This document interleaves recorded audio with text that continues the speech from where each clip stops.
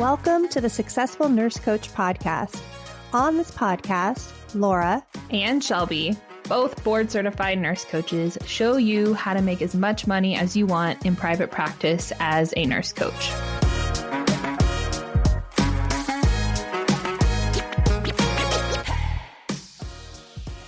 Hello and welcome back, everybody, to the Successful Nurse Coach podcast. It is Shelby and Laura with you today, and we're going to be talking about every coach's worst nightmare today. We're going to be talking about what to do when a client is unhappy. And I'm here to just go ahead and burst the bubble here that this is going to happen. If you are a coach long-term, this is expected. This happens. It is not the end of the world. And we are going to give you a little bit of a blueprint on really kind of how to handle yourself in these moments of when your client is unhappy, because it can be a bit of an emotional ride. So we're going to cover all the things today: managing your own emotions, what to do when this happens, and what we've seen work for Laura and myself. And also talk about taking some radical responsibility here as well, so that you can constantly learn and evolve as a leader, as a coach. And we're excited to jump in this. We have been wanting to record this episode for a while, and today finally felt like the right time. So yeah, Laura, you want to kick us off? Yeah, sure. So I recently watched one of my mentees go through a version of this, and she was so transparent and so honest about the feelings and the experience of the first time it happened. And it really made me reflect on the first time it happened to you and I, Shelby, and the few times that it's happened where we lost sleep, where we couldn't eat, where it was like a really big deal, like a real big emotional deal. In fact, probably the most intense emotional feelings that I've had in the last 3 or 4 years have been around this, which is crazy to think about. And so we really want to acknowledge that this can trigger a lot of old stuff for you, lots of different emotions. We're going to go through some of the emotions just to normalize it for you, so that when this happens to you, that you can remember this podcast. And when you're in anger or sadness or insecurity or fear or whatever emotion of the day that you're experiencing, you'll remember mine and Shelby's voice saying, "We've been there. It sucks. It's normal. You're going to be okay." And we're also going to give you a framework of how to work through it so that it's not as difficult as it was for Shelby and I when we first encountered it. We had each other, thank God. Yeah. Oh, I'm sitting here just kind of and luckily, this is not common. This is not something that you're going to have to deal with every week or even every month, but just how potent these moments are on my brain and on my body memory. I'm watching my memory flip through the Rolodex, and I'm like, "Ooh, yeah, ouch, ouch, ouch, ouch, ouch." Even as I'm remembering them. Yeah. And also, spoiler alert, every time this has happened, it has been an invitation for Laura and I to up level in some way, shape, or form in our business, as coaches, as, people with employees this. You have all signed up for a lifetime of personal development work in this field, and this is a part of it. But yeah, I hope that this is a soft place to land if and when this happens next. Yeah. So I feel like for me, and we're not going to get into too many details. We might give some hypotheticals of really common reasons why clients could be unhappy, and maybe even walk through how to deal with that. But essentially, it usually comes in a DM. Yeah. Okay. It's an email or a DM, and there's an energy to it that feels different, and it's almost shocking because it seems to be out of left field. And they've worked up the courage to tell you how they're really feeling. And they may or may not have a whole story about who you are and why it is the way that it is. And there's this immediate feeling of anger because I felt misunderstood because of the way that it was brought up. I immediately wanted to defend and make my case because within the message, they implied something about me that was untrue. Yeah. And primarily, probably the true thing is that I care too much, and then getting a message that I don't care enough. And so anger was one of my big first ones. Then it turned into sadness, like really like feelings hurt. Like really my feelings are hurt. I'm sad. Fear that I suck. Like fear that, oh, actually I suck and maybe I'm not clear with my communication.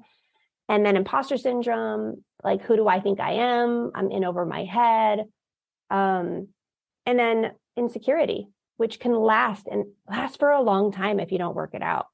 Like I think you and I even said we had like PTSD from our first experience. We're like, because every time we got like a rogue message, it's like, no, not again. I want to sleep tonight.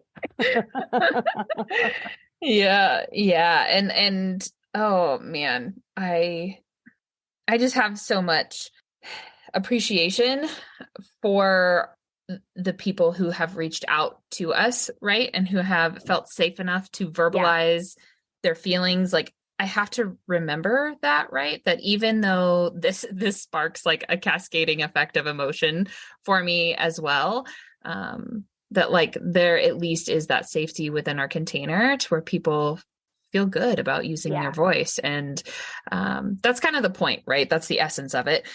And because coaching practices or the way that we facilitate our coaching business and encourage others to facilitate theirs is a relationship built business. Like relationships are inherently like a little saucy from time to time. Like they ebb and flow. And just if we didn't have the communication piece, it'd kind of all go to hell in a handbasket. So if you receive a random DM or random email, your clients come in hot and heavy, it's because they had to perk up the courage to be brave enough for 15 seconds to type that to you. Take a little comfort in that you're glad that they reached out, that you're glad that you know, because I can almost bet that anyone would rather know than be kept in the dark, because that's just like big time room for resentment. But yeah, I remember the first time we had to navigate this, Laura, and I had to go to the dentist that day as well. And so like we got a group message. I was on my way to the doctor and I got to the doctor and my face was red. Like I caught myself in the mirror and my face was red. They took my blood pressure at the dentist office and it was like unbelievably high to where they were worried about me. And I was like, I'm sorry, like I just have some work stress going on and obviously I'm not handling it really well. And my go-to of when the response is really big is I didn't do this before, but I do this now to where I just send up flares like to everybody. I send a text to Laura. I send a text to my two coaches. I get on their calendar as soon as possible. I tell my husband, I freak out and I just kind of like let myself freak out, right? I'm not going to add extra judgment on top of myself for being human. But I go to my mentors ASAP. Like I need to process so that I can have a clear head and come in from a neutral space. I almost never respond to the message immediately. Like I try to see if I can talk it out somewhere first. And we walk through with our clients a lot with this too, of like, what should I say? Or they said this and it made me feel this way. But that is something that you and I both do all the time. Yeah. Is to pause and check in.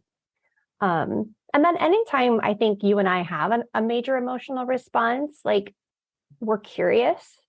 Yeah.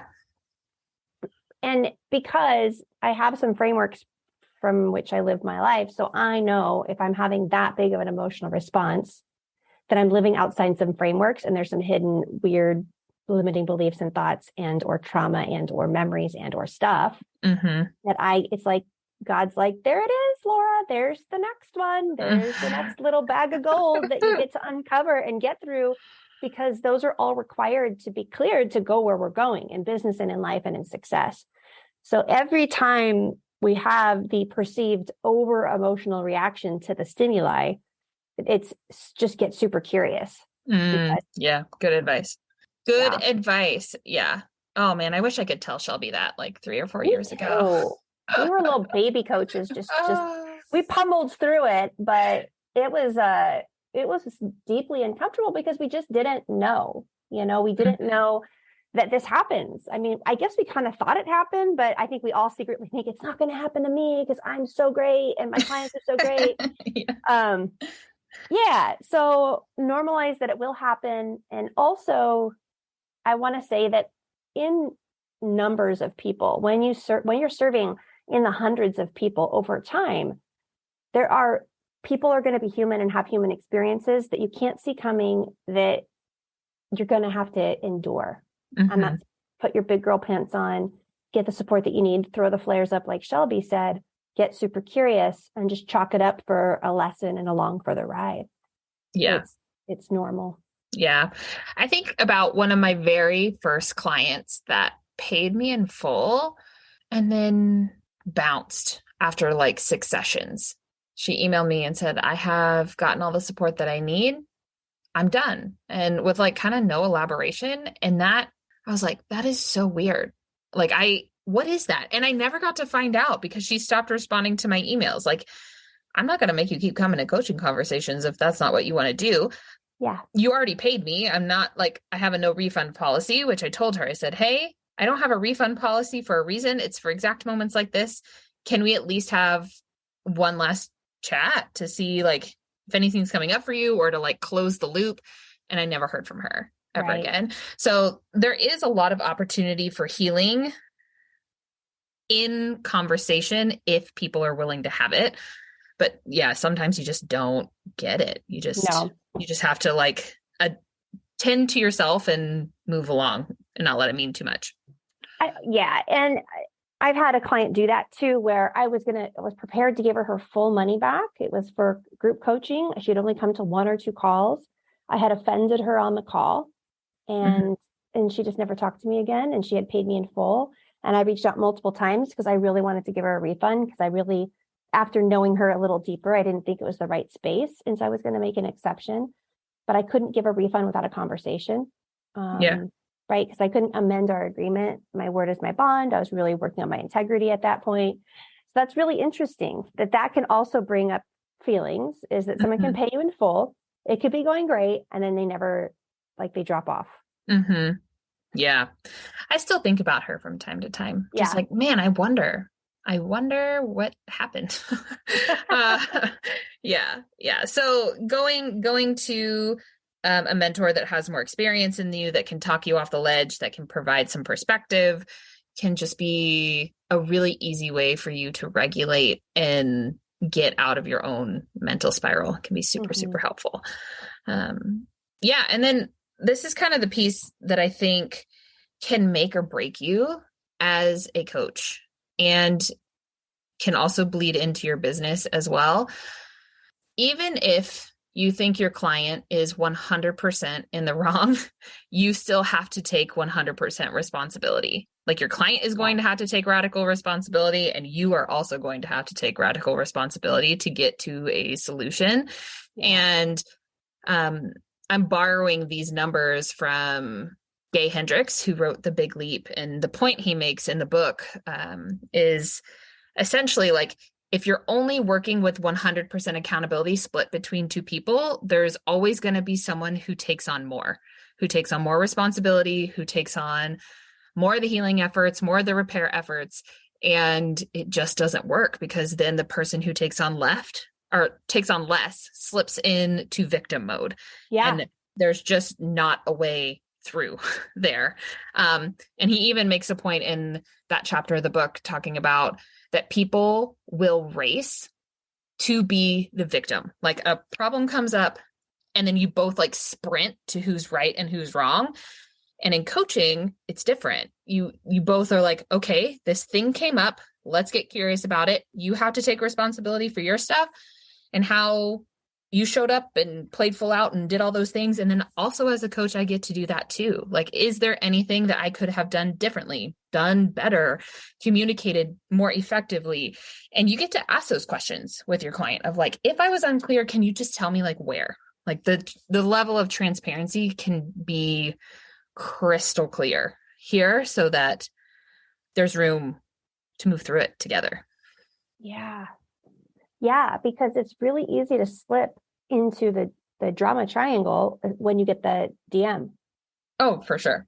Right? Like, immediately you feel like the persecutor, or maybe you feel like the victim. And what's the third spot? Persecutor, victim. And then there's a hero, a rescuer. Yeah. Ooh, and I love to just slip right into rescuer in that, right? Like that's a noble place to be in the triangle, is to save the client's happiness because it's all up to you. So just notice when these things come up, what your tendency is, and also maybe reflecting in your life and your personal life. When drama happens, when things come up that are unexpected, is there a role that you tend to be more comfortable in? And I feel like coaches, we tend to go into rescue mode. Oh, for sure. Often. Yeah. For sure. We have to be super, super careful. And for those of you who are like, what the heck is drama triangle? Google is it Karpman? Karpman, drama triangle. It's like a psychology theory from, I think, the 60s or the 70s. Yeah. And there's a lot of research. There's a lot of studies. We won't regurgitate that here. But as coaches, we can, like, the lower version of ourselves is to slip into that hero mode rather than staying in integrity and staying in the coach mode to empower your client so that they don't stay in victim mode. Right. And yeah, like I said, there's a little bit of nuance to that. So feel free to check it out. But it's so easy. And I think that even now, Laura, like, I kind of need a minute I need to like hit the victim button for a second. And I'm like, God, this sucks and I hate it. Yes. And then that's why I don't respond immediately, because I know that I'm not coming from my truest self, the place I want to come from. I cannot respond to a text when my cheeks are flushed. I can't even offer to get on a call when my cheeks are flushed, because I just know that I'm filtered in a way I don't want to be. So that's usually my process, is to go to my coach, my support system, flush it out, regulate, get back into coach role, and then get on a call. Yeah. Yeah. I usually go victim mode to my husband. He's the safest. I think you and I do it to each other a little bit, but we don't go full force usually. But I haven't noticed. Yeah. I think we enjoy it a little bit. Like, you just indulge a little in the whole, but like, also it doesn't feel good. Like when you're living with integrity, when you're self-aware, when you're walking the coach's walk, it like doesn't feel good to be in any kind of drama in any area of your life. So even if you go indulge for a minute, it's like eating a piece of cake that's way, way, way too sweet. And you're like, ew, that's not, like, I thought that was going to make me feel better. But yeah, for sure. For sure. Yep. Absolutely. Absolutely. Yeah. So Laura, if we could give some advice of how to resolve this. So we've kind of like walked up to the point of the emotional roller coaster of how it can look. So you get the support. Now you're back to your normal self. Then what's the next part? Gosh, I have like done this part like a boss a few times. Like, I'm like, damn, who is this girl? Look at this coach, look at the CEO, look at her handle this. And then half of the time I'm like a little girl, like, I don't even know what to say. Like, I don't know how to feel. So also want to acknowledge that every time this happens, it could hit us at a different space in our life, in our cycle, and in an up and a down and a valley and a peak. So I've handled it in both ways. But one thing I want to say, and I think we've said this, is don't respond right away. And you always want to get the client on a call. Yeah. And you want to have that message to get them on a call as short and as direct as possible. Because a lot of times the client doesn't want to get on a call because they're really uncomfortable. And so the faster that you can just get it scheduled, the better. And the better it will be for you too.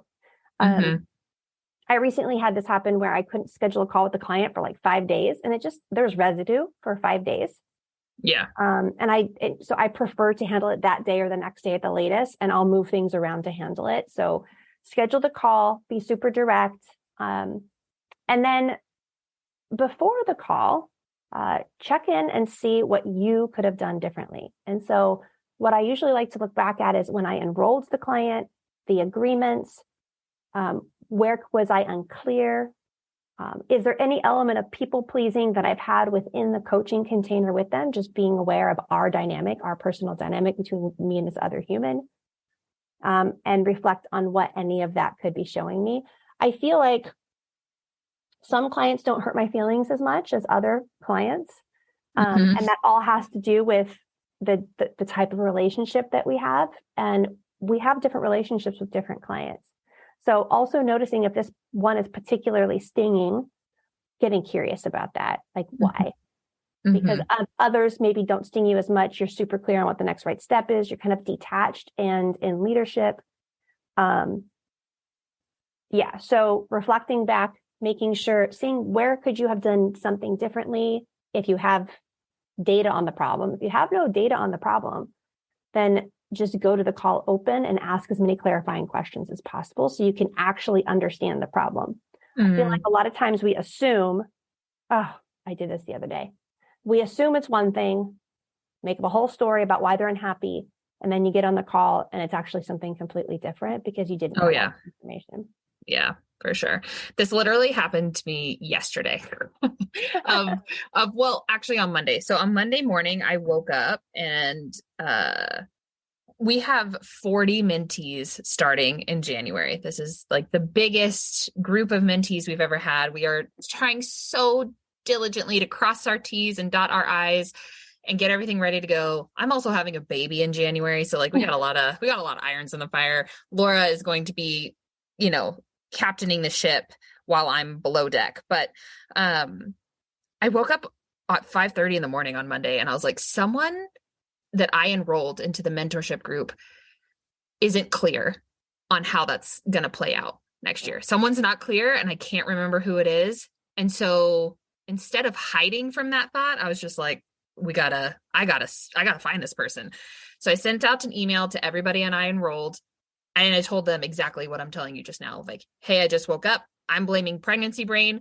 But if this email is for you working on clarifying how next year is going to work, please let me know. All of the emails I got back were like, nope, I'm crystal clear. I'm all good. I can't wait to start. I'm so excited. So then I started thinking I was crazy. But then someone emailed me back yesterday and was like, I didn't know this. And they were also having like a really hard day. So they like read this information while also having a really hard day. And I could just tell by her email, she was saying things like, I don't know how I'm going to pull this off next year. I'm so overwhelmed. And in that moment, I knew like that I can't respond via email here. I have to just call her. And so I said, hey, can I call you later this afternoon after a session I was in? She said yes. And we got on the phone and I was really prepared to offer her an out. Like I was going to be, because bait and switch is not the name of our game. So if it didn't feel in resonance with her anymore, I was going to let her out. But I just held space and I said, what's going on? I can tell that there's a lot on your plate right now. Catch me up. It's been a couple weeks since we've touched base. She was able to debrief and kind of like vent and move through it. We came up with a plan to get her some support from now until January. And I was like, okay, I want to also now talk about the mentorship. If you want out, I want to let you out. I don't do this ever, but like, I also want it to feel good to be in this space, and be the support that you want. And she's like, oh my gosh, absolutely not. I definitely want to be, I'll be in the space. I'm ready to go. Thank you for calling, et cetera, et cetera. To where before that call, all afternoon, I had created a different story about how I was going to have to refund her and I was going to have to send her an amendment for the contract and all this stuff. And I messed up and all these things, when that just like wasn't the case at all. Like the email just landed on a rough day for her.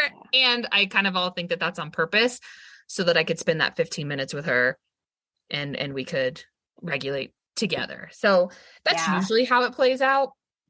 Not always, but we often, nurses are really good about worrying about worst case scenario. We're trained to do that.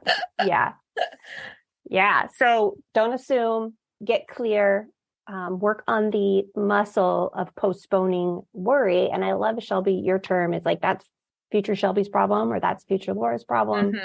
Instead of perseverating and catastrophizing. And really, as coaches, we need to become masters of our own thoughts. And so there's lots of tools to do this. This is just another opportunity to really walk the walk, because we have clients that we're helping all the time with their thoughts, and we have to manage our own as the coach as well. For sure. So on this call, you get the date set, you call up your client, or it's a Zoom call. Shelby, what do you think are some really important elements of this call, just to coach people through this call that they're showing up to? Yeah, I think that my natural instinct, and I have to fight it so hard, my natural instinct is to wanting to like roll over on the ground and just like people please until the cows come home on this call. So I have to very intentionally pep talk myself, knowing that that's not actually what the client needs, right? So I start out and I set a pretty strong intention right out of the gate of like, hey, thank you so much for reaching out. Your opinion means so much to me. Before we even jump into the details here, I kind of want to set an agreement before we get into it of like, is this an issue you will want a solution to that we can co-create together? Or is this you telling me that you're done with our coaching? Like very different dynamics. I've had one where it played out to where they told me they were done. And then like more recently I've had it to where they're like, nope, I want to find a solution. Let's get it. And so that sets the tone if you both know that you're headed for a solution versus if you're both just heading into the dark and you don't know what's coming next or kind of like what the end goal is. So I think staying in leadership, not going into people pleasing mode right out of the gate and just setting it up of like, are we looking for a solution here? Are we looking for an out? Like how? Yeah. Tell me where you're at right now. Oh, that's so good. And if I had done that on a few calls, it would have changed the way I handled the call, because I have had people come in super angry and they needed to be angry because they really didn't want to pay. Right. So like the intention of the call, that the entire vibe was not, we're not going to solve this. I've made up my mind. Usually it has to do with they are making payment, they're on a payment plan and they want out. And so it's very much an attack kind of vibe. That's only happened once or twice. That's very different than a call where you're trying to come up with solutions. I love that, because when the client said, actually, no, I'm done. I know I'm done. Maybe you in service to them, ask them a few more questions, but you also might just be thinking about how are we going to handle this? How are we going to deboard them? What am I prepared to offer? What seems fair? And that's a very different conversation than how can I serve you? What, is there any way that we can make this be a blessing and a way to grow both as your coach and as my client? Yeah. And transparency. Like I just think that when you don't know what to say, just say what's true. Like you don't have to overthink it. Just say what's true. Yeah. For you. Yeah. I have the one time that this happened where a solution was not on the table. But like this was our last call together and we got clear on that. And she told me, she's like, I am just done. And I was like, can I share with you my perspective on that? And she said, yes. And I was like, this would feel so incomplete to me if this is the way that we ended things.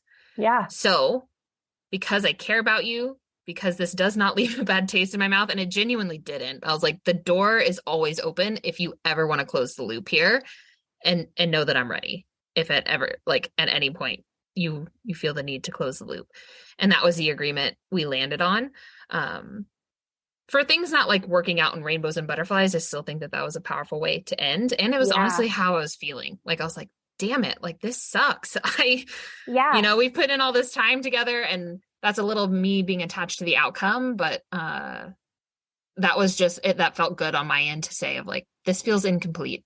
I don't like the way that this is ending. The door's open for you if and when you ever need it. And that is the last time we ever talked. Yeah. So even recounting these stories, Laura, I'm like, God, it sounds like we've been through like war, like breakups, like, yeah, I'm like, shit. This has probably happened less than, I don't know, 8 times since we've partnered up together. It's so minimal compared to how many people we've gotten the chance to serve. But let's talk about that. So let's say that your client's unhappy, you have the call, you're doing all these things, and that's where you land, is that you're complete. And let's take 2 scenarios. They're complete and you're paid in full, or they're complete and they still owe you money. And how do you deal with that? Let's talk about those 2 scenarios. If in our community, if someone wants out and it's not a very resolved thing, it feels unresolved and or they're still unhappy, then we deboard them from our program. We take them out of our Facebook group. We take them out of our community. We unfollow them on Facebook, and we just make a really, really clean, energetic tie. And that's really just to maintain our own energy. We wish them the best energetically, but we don't need to be front row seat to their experience. That's how we've chosen to do that. And then in private practice, I think the only thing that I've done in private practice with a one-on-one client that didn't end the best is stop following them on social media, because I didn't like the way it made me feel to see them. Yeah. Right. And that's our right. That's to manage our energy in that way. Agreed. Yeah. It's really, it's just, it's like has nothing to do with the client as a human. It just has to do with like, I curate my social media to only elicit positive vibes like most of the time. So you get to be really kind of fierceless. Is that a word? No, that's not the word I wanted. You get to be really fearless with that boundary of like it's just for our own mental health. And it's not a negative wish on anybody. It's just like I gotta protect my own heart and my own brain space. Right. Absolutely. And then you have the other outcome that client still owes you money. And how do you address that on the call? And that's best addressed when you enroll them. Yeah. Right. Like that's what agreements and contracts are for. It's like a prenup kind of. It's like, hey, we both have the highest intentions. We both set agreements. You've signed, I signed. So we don't have to, in the heat of the moment and or in emotionally charged events, have to do anything because it's already been pre-planned.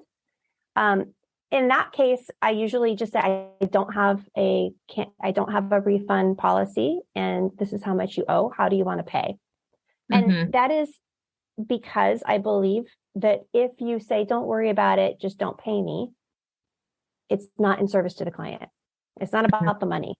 It's just not in service to the client to break your agreement. Now, there have been circumstances where it's been more gray and we have given money back. And usually it's because I could identify some part in my enrollment process where I wasn't clear if I was clear. And if I can't be 100% sure that this client knew exactly what they were getting into, then I'm not going to keep their money. So, right. Like, how do you feel about the conversation about refunds and or outstanding payments? Yeah. I feel like when I'm trying to think of a few like concrete instances. So like that one client back in the day, one of my first paid in full clients, I told her, I was like, hey, I don't offer. And that was kind of like a little like my last ditch effort at motivation to get her on a call of, hey, I don't offer refunds. Let's get on one more call. And she's like, nope, I'm good. And that was that. Right. So I wasn't ever going to refund her, but I knew that was resistance in some way, shape, or form. And in the times where we have refunded people, I think it's only really happened once. And it was just so clear right out of the gate that this client did not want to be there. And it was breaking the integrity of the rest of the group. Like it was diluting the integrity of the rest of our group space. And she had paid like half down and was willing, basically she wanted anything.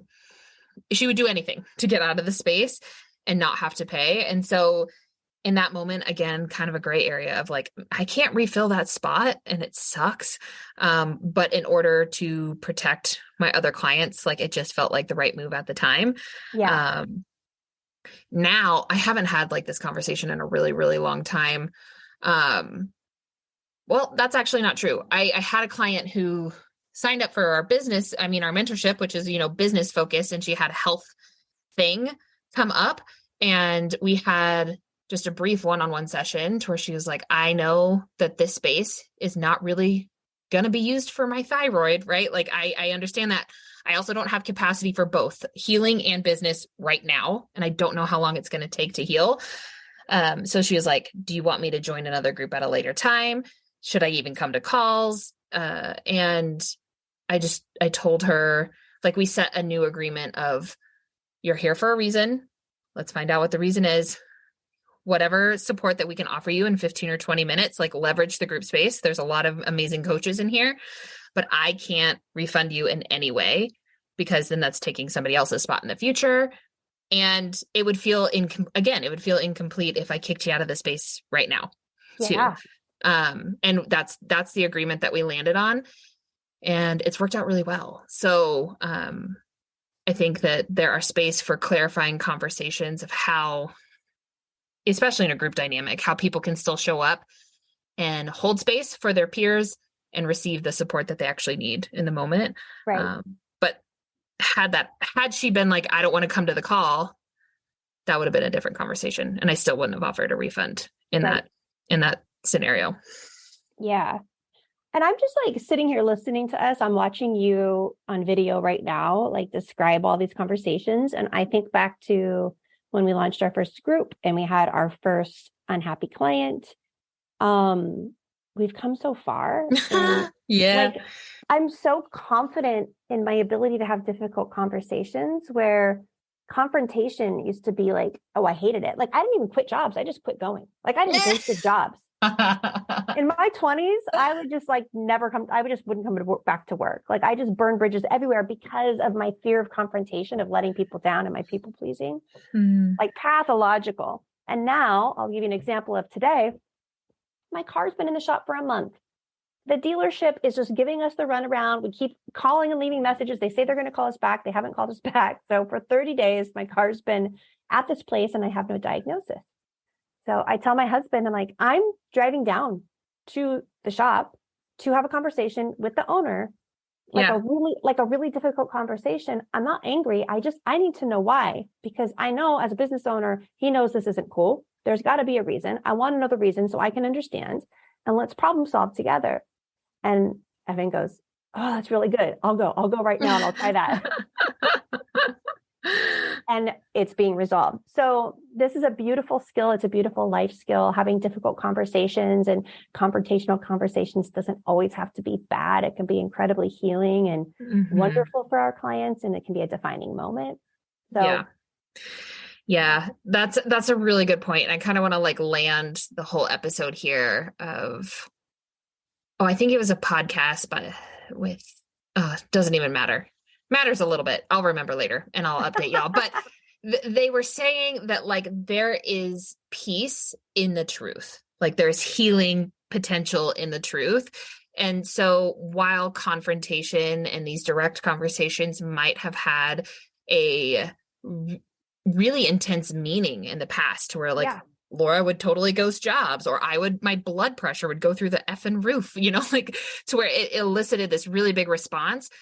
By being bold and leaning in and getting super uncomfortable here, you can create a new experience, several new experiences over the course of your career, to reframe that, to know that not all confrontation leads to fiery flames. Sometimes it leads to resolution and healing and a really solid foundation. So, just know that it can get easier. It can get better. And, that there's a lot of potential for it to not always be a war zone. Right. At the end. Right. Yeah. Yeah. Some of my proudest moments as a CEO of a successful company, which is bizarre to even say out loud, has been in certain moments that I had peace in conflict and peace. And I'm really proud of that. And that came from all those experiences and all the emotions that you worked through. So like all the conversations that you have like this, that feel uncomfortable, just know that there's a payoff too. There's a peace, there's a payoff. And I love that there's, what was that from that podcast, that there's peace in the truth, or that there's healing in the truth. Yeah. So good. Yep. And so don't avoid it. And that goes for your truth as well, right? So if you have a client that's not playing full out, it's always going to feel better to call them out with love on it than hide from it and wonder how you can get them to play full out, right? It's more way better to just be like, hey, I noticed you're not playing full out. What's going on? Rather than do some like song and dance on how to elicit that conversation. Yeah, but this has been a really good episode, and I think that a really long episode too. So thanks for hanging in there with us. Thanks, guys. We will see you next Monday. Hang out with us in our free Facebook group. We are at this moment, I think, completely sold out for January mentorship. However, we will open enrollment again after January for March. We do think March will probably sell out in the first 6 weeks. So if you're one of those nurse coaches graduating in January, or know that by March of next year you want to hang out with us, go to our website, schedule a call, come hang out in the preceptorship. We'll get you started and would love to have you in our March mentorship. Thank you so much for listening to us. We love you guys and have a great rest of your day. Bye.